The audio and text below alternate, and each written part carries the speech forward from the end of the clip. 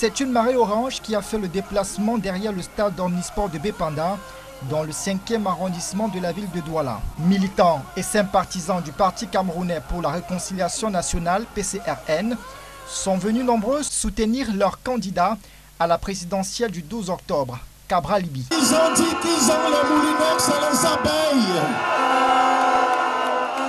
Mais la vague orange apporte les abeilles et les moulinex.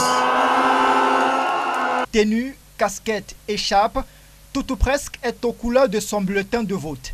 L'orange, désormais symbole du ralliement pour ce parti qui rêve de l'alternance. Ils ont promis en 2014 qu'ils vont construire le premier tramway ici à Douala. Vous avez vu ça? En 2019, ils ont promis qu'ils allaient construire le premier hôtel Radisson Blu à Douala. Ils sont allés chasser les populations de Dikolo. Vous avez vu cet hôtel? Un message qui trouve un écho favorable dans les rangs de ses partisans. C'est l'espoir de la jeunesse, c'est le candidat qui fait vibrer les jeunes aujourd'hui. C'est le seul candidat sur qui repose l'espoir des jeunes Camerounais aujourd'hui. J'ai entendu dire qu'il avait été refusé de tous les meetings de partout. Nous nous sommes permis de partir de par le monde pour démontrer que le changement n'est pas une question d'inactivité. Il faut être présent. Et je dirais à tous les jeunes, si un temps soit peu, ils sont jeunes.